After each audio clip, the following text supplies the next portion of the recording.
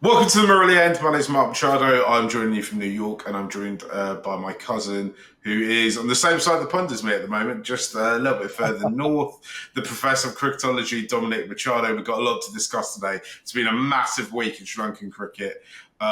We know when or we've been told roughly when the LPL is going to start. We've got some details of what this emergence squad going to the West Indies are. But the big news this week has been the announcement of the red ball retirement of someone who's been involved in Sri Lankan cricket for what feels like my whole lifetime. It's not quite because he's a little bit younger than me.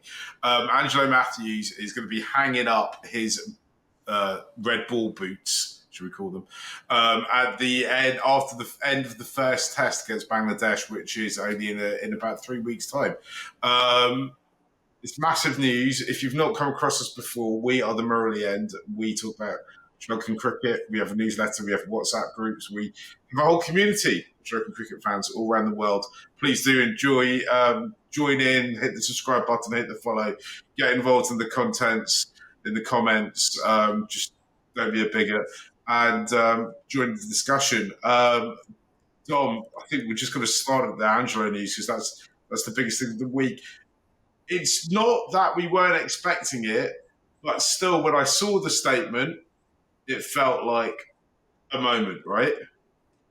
Yeah, I think it's one of those situations where we were kind of curious how he was going to handle this, right? Because it was a bit of a question mark. We're only playing 4 tests this year. We're starting a new World Test Championship cycle. And the question was, would Angelo stick around for those 4 tests? And then what role did he see for himself in the side? And I think he's done the right thing to sort of call timeout, pardon my pun there, on his career. Um, I think it's a time where it's kind of right to bring in some new players, a time where we'll have a chance to blood new different talents and see what they have to offer. And I think it's the right place. I think it's also fitting that he goes out against Bangladesh. I think that's he's played a huge part in the rivalry, so not totally unexpected. I think he called time at right about the right moment. And I think there's a lot to discuss in his career. I think it's a career that has divided opinions, divided many people. We've seen all the highs and all the lows that you could ever imagine a test player facing, and I think that's something that's worth reflecting on and thinking about as well. Dom, my first question is going to be: you've got two kiddies. They're Yeah, quite young. I think is it 7 and 2? Is that right? Was it 7-2, exactly right. Yep. 7 and 2? I did have dinner with your sister last week. Uh, um, uh, and obviously she told me the exact ages. Where in a few years' time, they're going to start asking you about Sri Lankan cricket, and they're going to start asking you about the best players we've ever had, and where it all kind of falls, and who the best is, and so on and so forth. At this moment, where do you put Angelo in that conversation? Because I think that's really the the conversations that Sri Lanka fans around the world have been having the last few days since we got this news. Yeah, that's a great question. So I will say that my 7-year-old already does ask me that question. So I've done a good job where he's always prompting me to tell him more about records and how far people have to go to get the records.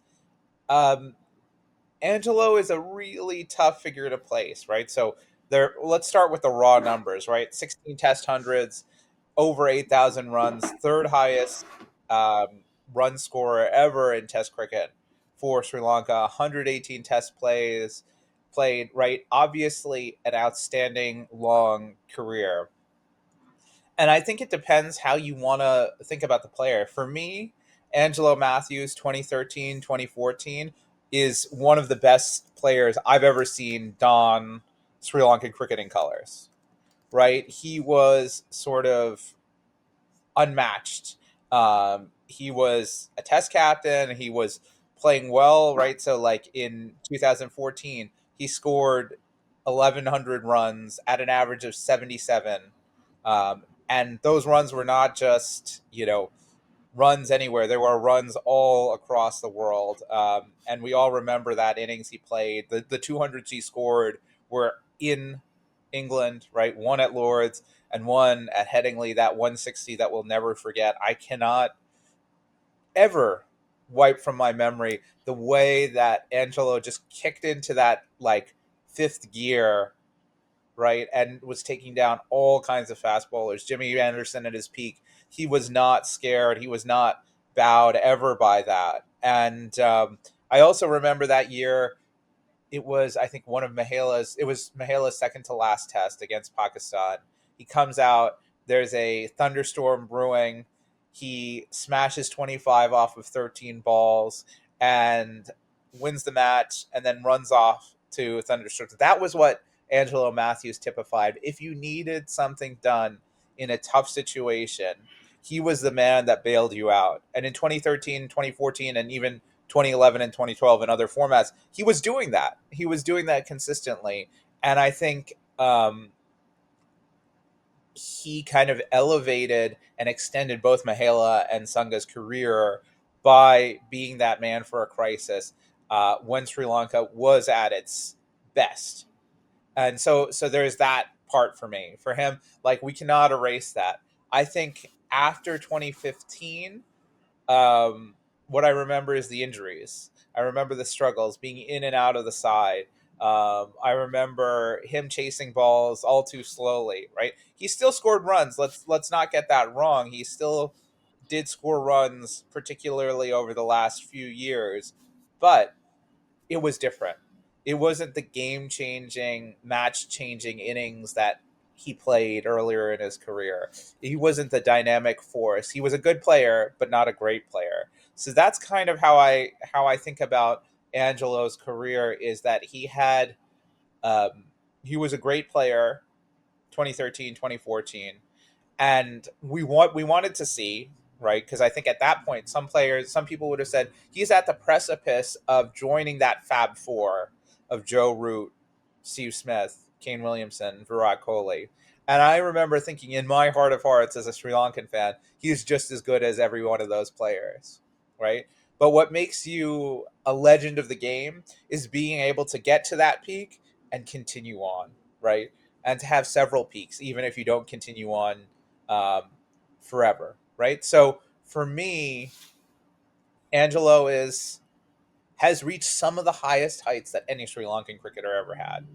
But I think where he falls short is that longevity that Mahela and Kumar and Aravinda even had. So for me, he sort of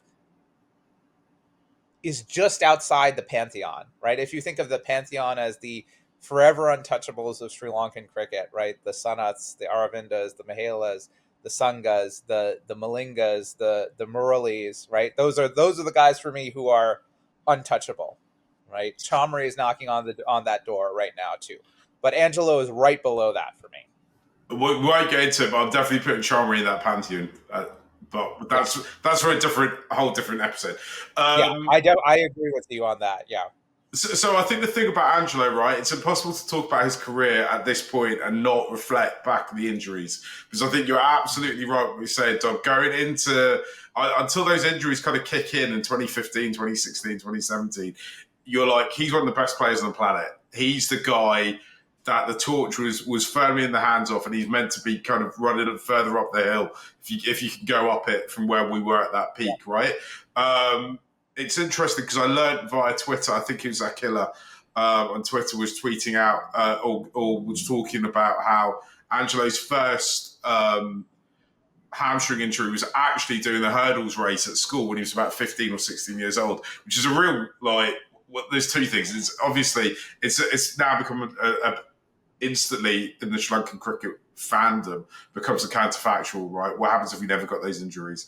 Secondly, I think it also points to maybe at the time, Angelo should have been, some people say he should have been looked after more. What was he doing the hurdles? But actually, if you've got a slightly dodgy hamstring, you've got a slightly dodgy hamstring, right? There's nothing you can really do about it. Okay. I think when I look back at his career now, and you look at the promise he showed early on, I said the promise, what he delivered early on. Yeah. I regularly tweet out Prime Angelo was great, was a greater cricketer than Prime Virat, because if kind of raw kind of data suggests that he was as good as getting runs and he was getting wickets as well, right? Which obviously Virat never did. And I think actually the Angelo's career is in a microcosm kind of all the issues around the management of our team in the last decade, right? He burst into the team. He's a breath of fresh air. There's chat on the streets of Colombo about this kid that's coming through, that's absolutely amazing, can bat, can bowl, can do everything, can lead the team. He's the super fielder. super We can't even fielder. forget that, right? Yeah, he's got everything about him. And then he ends up actually after mismanaged injuries and like, to be honest, I think it's fair to call them mismanaged. And this isn't, this show, I hope, is just a tribute to Angelo. But it's after mismanaged injuries, a falling out management, he ends up being still quite an effective player, actually. Still somebody who's able to get runs. I mean, Yashant has said Mathews is the ultimate stat padder. I'm not really sure I kind of agree with that, right? Because they've got a job to do, which is quite often when he's coming in, he's just hang about to bat, right? But he just ends up being an absolute totally different player to who we thought we were going to have and who we should have had. And I think actually at this point we can look back and say Angelo was basically kind of did what he was kind of asked to do, except as the tools that he was given were breaking down, he wasn't managed in the correct way. And that is exactly what we've seen with Sri Lankan cricket, the national team. In Angelo's period in the side, right? So he's a kind of reflection of the management that he was around. Dineth is written in. Mathews is the greatest player Sri Lanka ever heard in terms of talent. That's an interesting one. Yeah, that is an interesting. I suppose in terms of like raw, what Mathews is, which not many of our Sri Lankan greats are when they appeared. Though actually, when you look at the kind of that team that won the T20 World Cup in 2014, it's actually stacked full of players like Angelo who are athletes, right? I mean, Dilshan is a pure athlete, and Thisara Pereira is a kind of pure athlete as well. I think it's when I remember the buzz when people were talking about Angelo Mathews and what he could potentially bring to the team. And I definitely think for the first kind of 5 or 6 years of his career, he really kind of brought everything to it. I think even at the back end when he's, I think he'll even admit, part of the reason he's hanging his boots up is because he's not as effective as he once was. I imagine there'll be no one more frustrated about that than he will be, right? Yeah. But I still think when I reflect back on it, he kind of delivered everything that was promised, right? He got us a World Cup. He got runs. He got wickets. He brought leadership. I think it's got us a Test series win in England. He got us a Test series win in England. He got us series wins in Australia. Like, Sri Lanka Bangladesh is a thing, right? It is a big rivalry. It will make Sri Lankan cricket a lot of money this year and in future years. Right? Every year thereafter. Every year thereafter, right? Essentially, in cricket, there is 2 other rivalries, right? There is the Ashes and there's India-Pakistan. Okay, some people might say there's now a kind, or not some people, there is a rivalry between India and kind of everyone else now, but that's more to do with the kind of size of market share that India have, right? To make Sri Lanka Bangladesh a thing is quite an extraordinary thing, and he almost has done it single-handedly, right? Or not quite single-handedly, which you keep, right? Mark, maybe the framing for Angelo is that for his whole career he was an all-action cricketer, and that took on very different meanings in the at different first half and the points. second half of his career, right? Like, I think, the comment that he's a stat patter, sure, you might say that some of the runs he got towards the end of his career were not as valuable as maybe some of the other runs, but we can't deny how dynamic he was as a player at his peak. And I think Matthews is kind of the exception to the usual Sri Lankan rule where, especially with batters, you come onto the scene, you get figured out, and then you come back stronger. He was sort of, he went from strength to strength. And I think it gets to your question, Mark, where you were saying, like, did he deliver the promise? I think Angelo Mathews is very much just, as you said, kind of like a microcosm of Sri Lanka cricket. With the support, with the proper players around him, he brought the team to its highest heights. He brought dynamism. When those supports were taken away, 2015 and after, we saw a different player, right? We saw a different brand of cricket being played by him, and perhaps that's the story that we can tell. The path of Matthews' career very much mirrors the path of that Sri Lanka cricket has taken.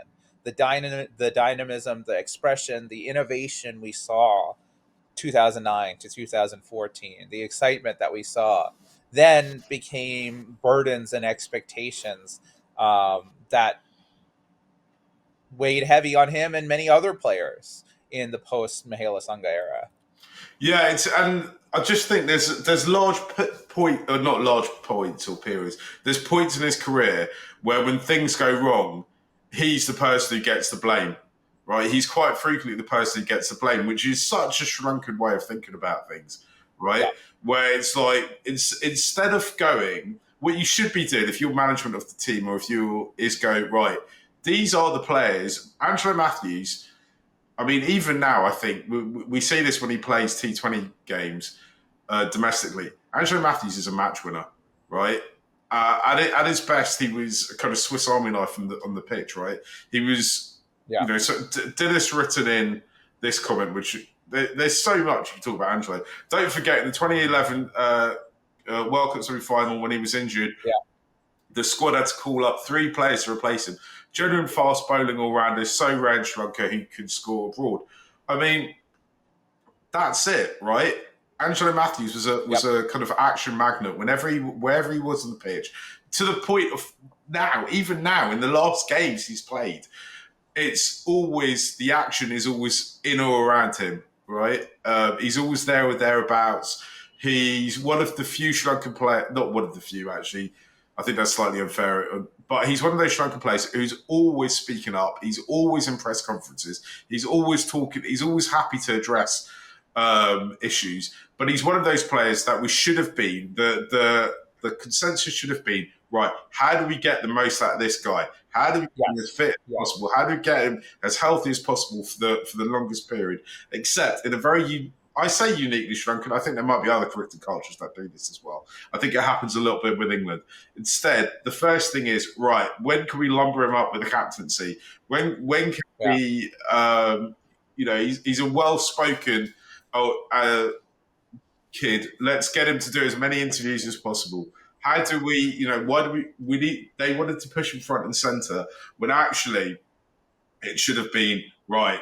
Stick this man in cotton wool when he's not playing cricket yeah, for Sri Lanka. Make sure get in all the best healthcare we could possibly get him. Fly to all the best specialists in the world, or get the best hamstring people in the world out to him to sort it out. Um, I mean, you look back now and you just think it's ridiculous how much time he spent not getting into squads because he just fallen out with various people in SLC, right? yeah. Uh, And Mark, to your point, right?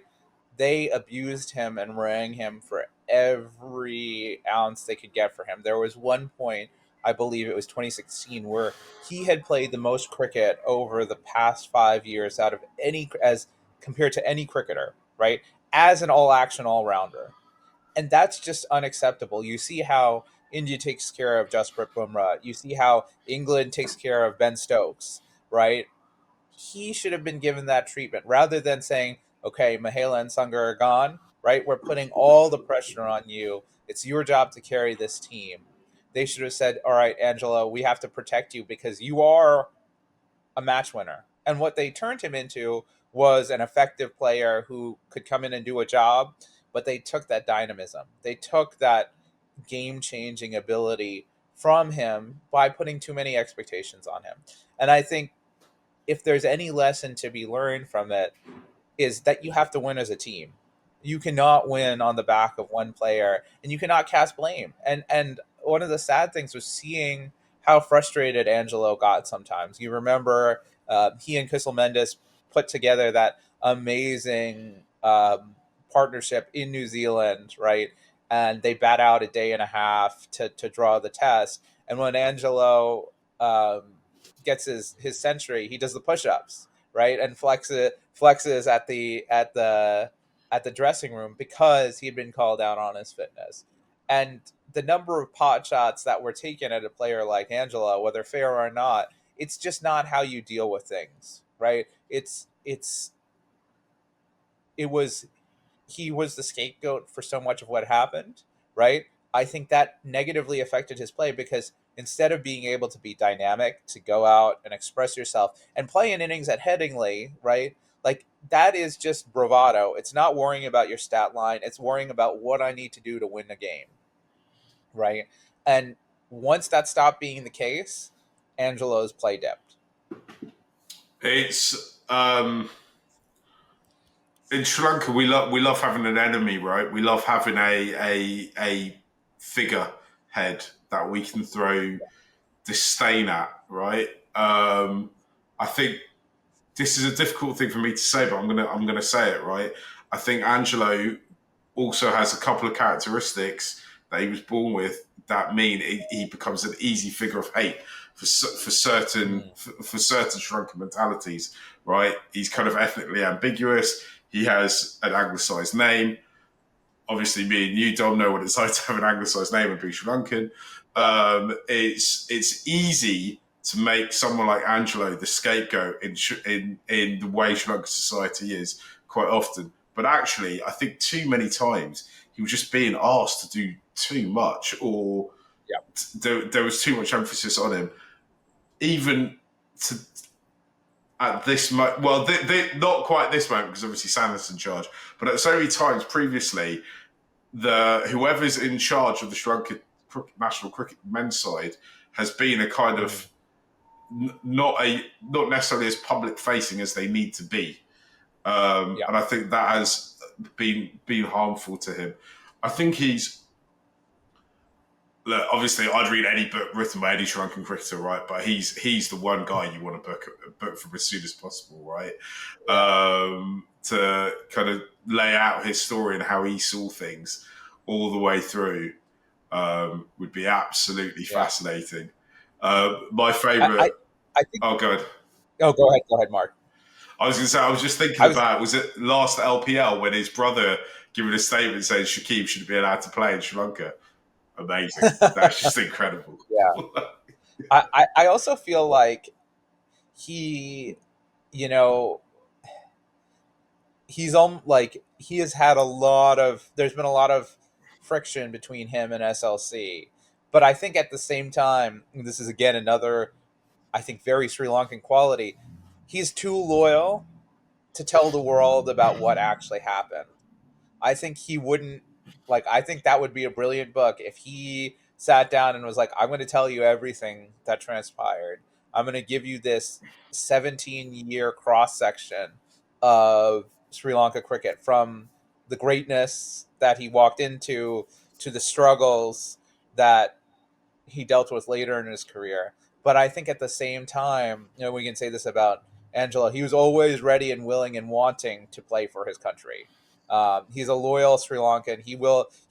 I would say that he's unlikely to write that book because he doesn't want to let down SLC.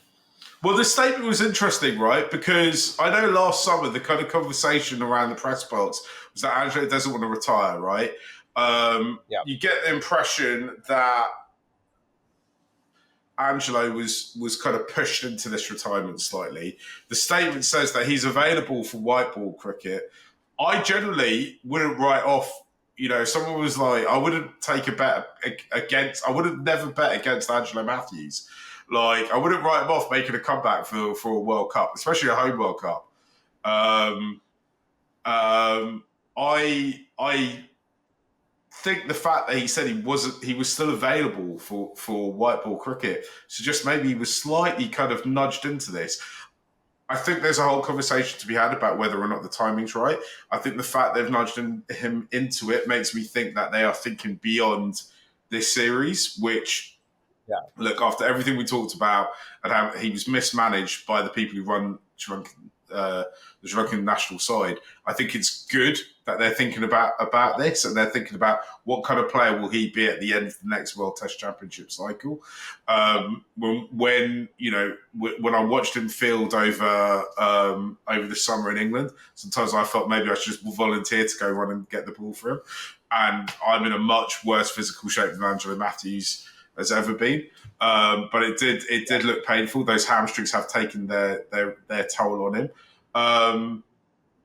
I agree with you, Dom. I think he's a very loyal figure to the cause, to the struggle. Yeah. You look at many other cricket cultures, they've had players who've just gone, nah, this isn't for me, and just walked away totally from it. And he could have done that because he could have become a T20 specialist and played franchise cricket all around the world for the last decade. I mean, he resisted that. He could have said after COVID, I'm done.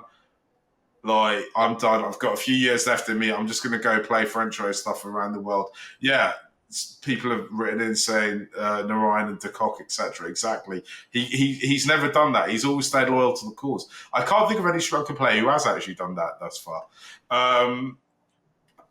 Maybe Tashara Pereira might be someone who turned in early, you might say, to go chase a little bit of. But even then, it was maybe a year or two. We're not talking about a long-term run. But even guys, who end up on the out, someone like a Dasan Chanaka could have said, all right, I'm retiring from Sri Lankan cricket. I'm going to go chase that all the time. Yeah. Just looking at some more of the comments here, the dog in him as Captain Headley, the story about how he went at Dharmika Prasad comes to mind. He wanted to win above all else. That's from Deneth, who's also just written in saying Sharnika was kind of forced out, but kind of, he was. I think Sharnika might be on a return as well. I can see that situation happening. A lot of questions to talk about for that when we get to squads. Yeah. Do you think that's actually Angelo? I am Angelo Mathews. Thanks for your video. I'm sure if it was Angelo, he'd spell his name wrong. Oh no, hold on. That wasn't a wrong spelling, was it? That was me. Oh no, it was. Yeah, sorry, that was J, not G. But thanks for watching. If whoever that Angelo Mathews is, if you're watching and you've got comments and thoughts on anything we're saying, get involved. Dom, we're going to do a lot more in the build-up to to this first test that he's playing. I think it's absolutely amazing against Bangladesh. It's also that is, I will say, amazing, incredible. I for one, I'm going to miss him. I really hope Angelo. If anyone is from Angelo's team who's watching this and would like to start an Angelo Mathews podcast, then I am more than happy to help and throw all the resources I can behind it. I think it would be absolutely amazing. I think his take on cricket, on global cricket, would be incredible. He's done it all as well. IPL. He's been around the world, done everything. World Cups. Yeah. Test matches everywhere in the world. I mean, hey, if anyone on Angelo's team is listening and he wants to come on the podcast and have a chat to us, we'd love to chat. We'd love to get him on. Come on board, Angelo. We'd love to have a kind of exit interview with you. That'd be brilliant. Dom, should we talk a bit about the other bits of news in and around Sri Lanka at the moment? There's still no sign of fixtures for the women's team, which I think is slight dropping off the ball by SLC. We've got this World Cup in about 4 or 5 months' time in India. I can't remember the exact dates. I think it's a great opportunity for the women, and we need some fixtures. So not much to talk about on that front. Franchise league wise, because we are in kind of franchise season. One more thing about women's cricket before we pass on to the franchise cricket. Gwen Herath who was the founder of the Women's Cricket Association in Sri Lanka, has just passed away. So I think, it's one of those moments to reflect on how her vision has come to pass and what an incredible side has formed when she kind of founded it from almost nothing. Incredible visionary of the game in Sri Lanka. I always think that there's a special. The one thing I've learned in my life is never tell a Sri Lankan woman she can't do anything, because a Sri Lankan woman who wants to achieve something will go ahead, batter every door down, and achieve it. And it took quite a while to get the Sri Lankan women's team going, but they're absolutely flying now, and I'm glad she got to Yep. see that. And I'm glad she got to see that Asia Cup throw up at the end as well, right? Yep. So yeah, we should take a moment to reflect on her life and career. Thanks for everything. Dom, a couple of standout franchise league performances. Um, Yes. let's go to the PSL straight away, because we're talking about players who may or may not be in the mix for various squads that are coming up. Kusal Jareth Pereira, though, Surely. has got to You've got be to right say up there. surely at this point. Surely. I mean, he was in the Yeah. last one. There's no reason why I think he wouldn't be. But if there was any doubters, he has turned the doubters back into believers, right? Yeah. I thought KJP was going to get more playing time in the PSL prior to the break, and he didn't really feature in any games. He ended up playing the last four matches for Lahore, average of 56, strike rate of 173, and he was absolutely magnificent, batting at that sort of 4 or 5 position down the order. Um, and 19 to get with 6 balls remaining against Muhammad Amir, and he was out of this world. Nick and I were chatting a little bit. We've never seen him go that deep in the crease and smash balls around. So to see him, someone who kind of we thought, okay, his cricket career is more or less over at this point, come back, right? There's always room for a comeback in Sri Lankan cricket, right? There's always room for a comeback story. But he was brilliant, right? And we shouldn't forget. I think the last is it? Yeah, it might have been the last T20 match he played. He scored 100. T20I match he played. He scored 100 against New Zealand, right? So this is a player who's in red hot form, and I think for a World Cup coming up in less than 12 months, he absolutely should be on the radar for Sri Lanka's starting 11, and especially if he keeps it up. Amazing work from him. Amazing, grit and resilience. Speaking of people with dodgy hamstrings, right? KJP, well known for having dodgy hamstrings. He had to come back numerous times, fight against different things, and congrats to him for being resilient, for continuing to better his game, and now making it like sort of a big question mark of like where is he? He's got to be in that 11, and where is he going to bat? Yeah, absolutely. The other player who was scoring runs in the PSL was Chandimal as well, right? Which was great to see. Mm-hmm. Who's somebody who's been in and around T20 squads. You look now though, Dom, and you're like, and I know there is kind of almost accentuated circumstances for this, but in the PSL and the IPL, there is a number of Sri Lankan players, but a couple more still to kind of come in and make their and to hopefully get a game during the playoffs. Um, but the bowlers in the IPL are kind of having mixed fortunes, right? But Ishan Malinga is really Yeah, grabbed the opportunity with both hands here, hasn't he? he's been absolutely brilliant. I think he was a guy we were like, oh, I'm so glad to see him in the IPL. Glad to see him get training. I don't think any of us really expected him to get much game time, but he became a fixture in that SRH side, and he was probably their most effective bowler. He was the leading wicket taker among all Sri Lankans in the IPL. I think he took 13 wickets in 7 games. And I was doing a little stat check because I was looking up some stats this morning. He had the lowest average of all death bowlers in the IPL, lowest average and lowest economy of all death bowlers in the IPL who had bowled more than 50 deliveries. Wow. And that was exceptional. Fast bowlers who had bowled more than 50 deliveries. He was so, so, so good. He's, I think the two things he does well is he's so deadly accurate with that Yorker, and he's got that slower ball too, like a slower ball that's like 30 to 40 kph slower. So really good on him. Again, another guy who's kind of put himself immediately into the conversation of you can't not have him in a Sri Lanka squad given how good he was. And again, I think SRH will try to retain him. Like I would be very surprised if they didn't. It felt like that not that long ago that there wasn't that many, or coming out of COVID, there was almost no one in the IPL. I think there was a season, maybe even 2 seasons, where there was no Sri Lankans in the IPL. Then slowly they started to drip in, and now it kind of feels like if you're a serious IPL team, you've got to have one Sri Lankan bowler if you can have it. Though some people say it didn't quite work out for Rajasthan this year, but the boys are getting their opportunity, and we're seeing them grab it and take it. I'm absolutely buzzed about this player. So I'm really hoping Charith and Kuss will get opportunities. And I know they may not, but I'm confident if and when the opportunity comes, they'll grab him with both.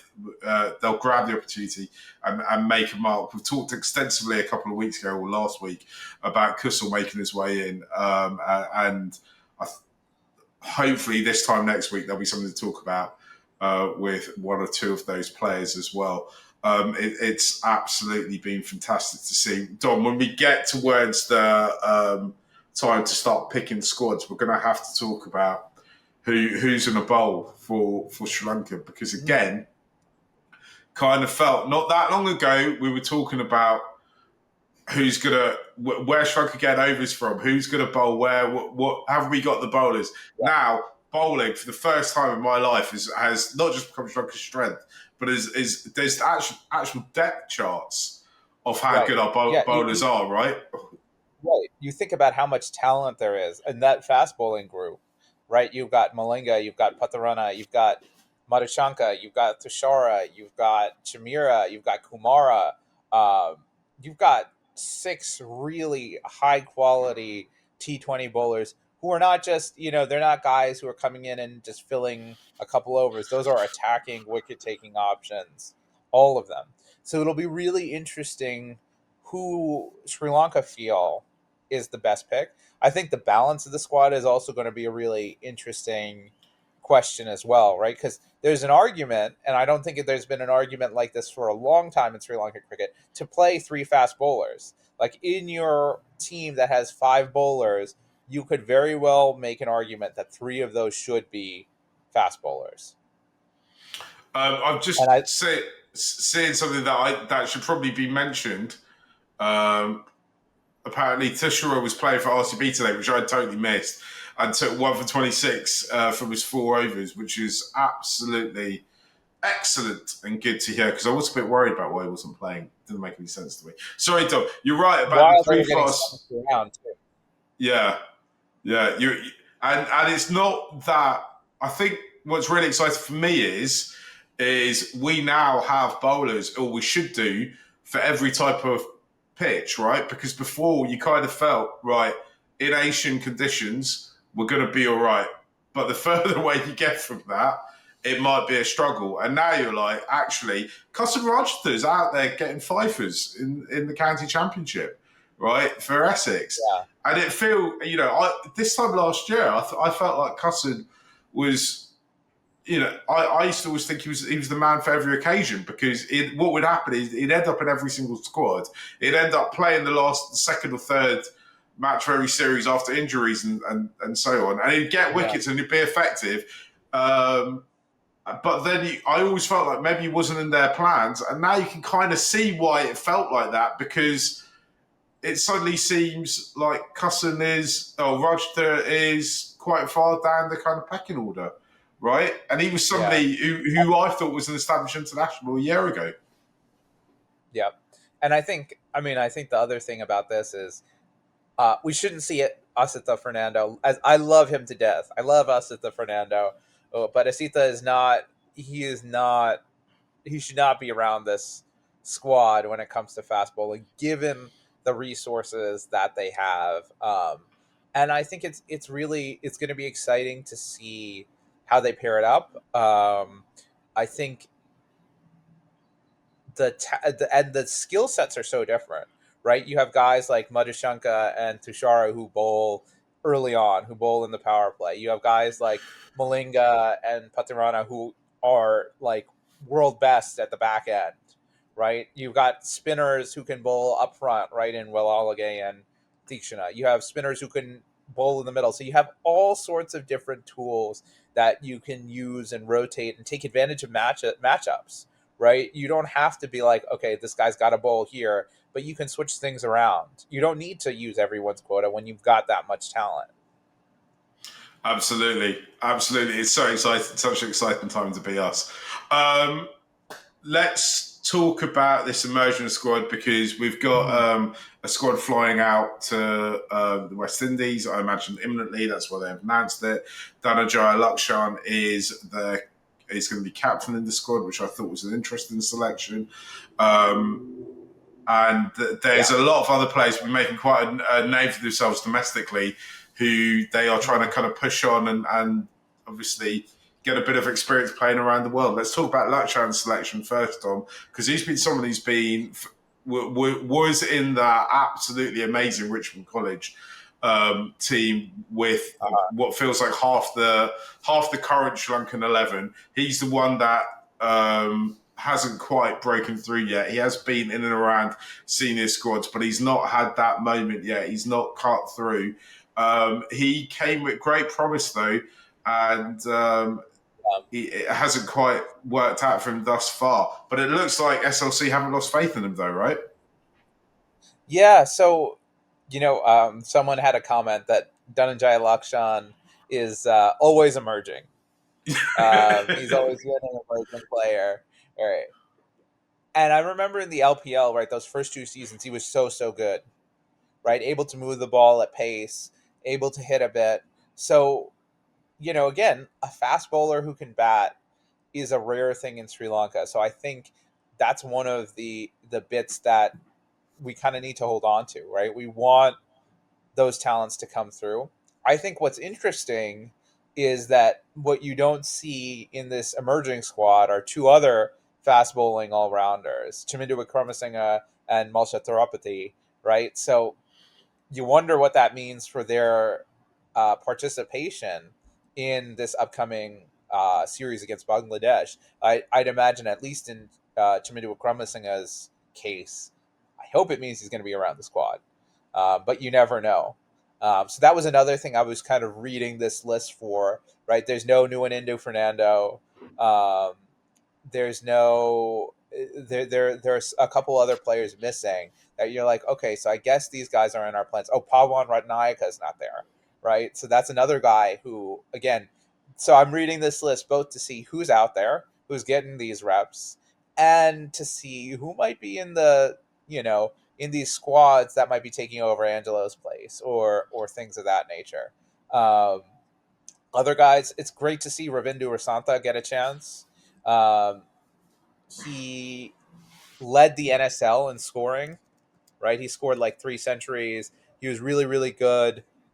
Looks a really, really promising player, and good to see him get chances. Siobhan Daniel, again, someone well worth investing in. Ahan Wickramasinghe, Nipun Dhananjaya, all guys who have some serious talent we'd like to see kind of develop. Garuka Sanketh is going, so again, we have to have that slinger in the squad. Remind everybody what we got, and I love that they're How throwing old is Weston. Garuka now? He's like he's about He must be 15 last 21. time. Oh, is he 21? Oh, is he okay? Oh, I 19. thought it was He's 19. You're right. He's yeah, 19. yeah. Yeah. Um, I wonder if part of the thinking though is that actually to fly from Sri Lanka to the Caribbean is quite a task. Yeah. It's going to be at least 3 flights, right? No, at least 4 flights, because no, sorry, I've lied. You could do it in 2 flights because you can fly from Sri Lanka to London and London to more or less all the islands, or all the big ones at least. I say big ones. I mean all the ones where cricket is played. But it's a long old way. It's going to be at least 24 hours, right? So I wonder if they had to not just think about who's going to be in the senior squad, but think about players that they might want to pull up in case there's injuries as well. Yeah, Um, exactly. These are guys they want to be around. Yeah. So I don't think we can go, right, it looks like these boys haven't made the emerging squad because they're now considered fully emerged in the senior side.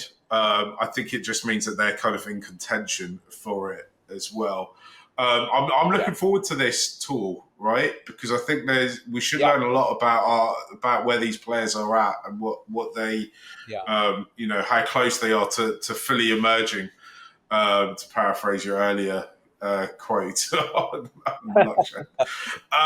Should we just have a quick discussion about the LPL news? Because there was news coming out a few days ago that we're expecting it to be in July. I think the first kind of almost straight off the bat from after Bangladesh have left. Yeah. July Um, 25th to August 25th or something, yeah, I which is believe. roughly more or less where it was kind of last year around.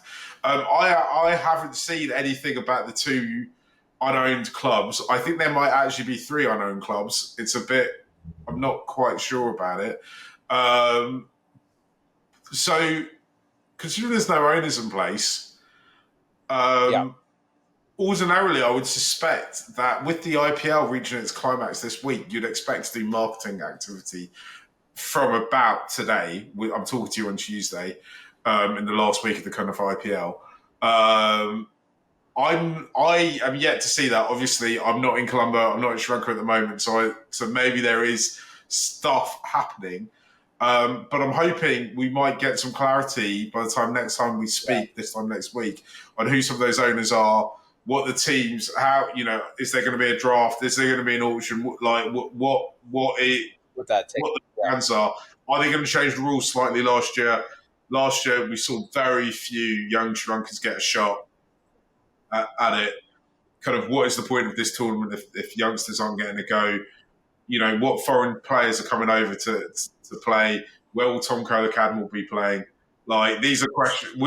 Every single question that you want to know about the LPL is still yet to have anywhere near an answer. And we're going to try and find some answers out for you guys. I try that all the time. No one ever gets back to me. When a Sri Lankan person sees my number pop up on WhatsApp, they just ignore it. I'm guessing. Have you? I'm guessing, Dom, you haven't seen any of this as well. You haven't seen any. No, I haven't seen. I'm totally. There's aside from the dates, that's all I know, right? Because I think they've got to put all this into action. I think it's something we've seen. SLC likes to hold off on news until it's confirmed, right? Because they don't want to say in February this is going to happen and these are our teams, and then in March say, "Oh, sorry, three of those teams don't have the same owner, so we're looking for ownership." Just give me a So I'd team. I'd imagine. run a team. Right. Look, okay, the Morelia End is here for all. If you need an official pre-game show or post-game show or review for the LPL, we're here. If you need us to own a team, we're here. We've got a great following of fans who I'm sure will help us as well. We can crowdsource it, right? We can crowdsource our 11s to see what people feel. Look, it can be an experiment that everyone around the world watches. Exactly right. If anyone's listening for the LPL, they want to come on and talk to us about anything, you're more than welcome to. Message us at the channel, mark@machado.co.uk. You can get me on Twitter. You can get all of us on Twitter, on Facebook, everywhere. Yep. Get in touch. We'd love to. I think we're pretty much the only channel that's been covering it from the beginning, and we will cover it till the end. Dom, one last piece of news from last week from Sri Lankan Cricket is that you can now, I'm going to try and do this live. You can now get the Sri Lankan Cricket app. So I've downloaded it. I'm an Android person. Let's not get into that. And then I got it on you my open up. phone as Yeah. well. You open it up. It takes a minute to download. I have terrible Wi-Fi, and I'm also streaming online. That's why it's so bad. And then you get kind of live scores and stuff. My quick critique of it, because I was looking at it yesterday, is they do. It's brilliant that we've got it. Don't misunderstand me. I'm sure they've got loads of great things planned for it. But I was looking at the news section, and one of the articles yesterday was basically Harsh, the son of Vikrama, can really bat well. Has really good technique, which I was like, this Yeah, is I great, saw but that. this ain't going to win any Pulitzers anytime soon. But it's good that we've got it, and I'm sure going forward they've got big plans for it. Maybe one day they might start streaming matches on it. Again, if anyone from SLC wants some content from early end, as long as you don't think you can tell us what to say because you can't, we're happy to send you the files. Dom, shall we leave it there for this week? Yeah, We're going to be talking a lot more yeah. I was about gonna Angelo's say retirement. Go on. Sorry. one last thing about the app. You can see the wagon wheels for all the players, which I think is really cool. You could go in, see where your guys are scoring, how many singles, how many dot balls. You got all the stat stuff. I think shout out to sometimes Murley and contributors, team analysts in the past. This Prad for getting this started. I think it's his initiative that they have that data, and hey, it's great to look at there. So for all your sort of all the digging you want to do, it's there. Yeah, go get into that data, crunch it, find that player that can win us World Cups. Dom, let's leave it there for this week. We'll be back next week. If you haven't done so already, hit the subscribe, hit the follow, tell all your friends about us. We're the early end, and we need your support to keep going. Thanks a lot. Bye.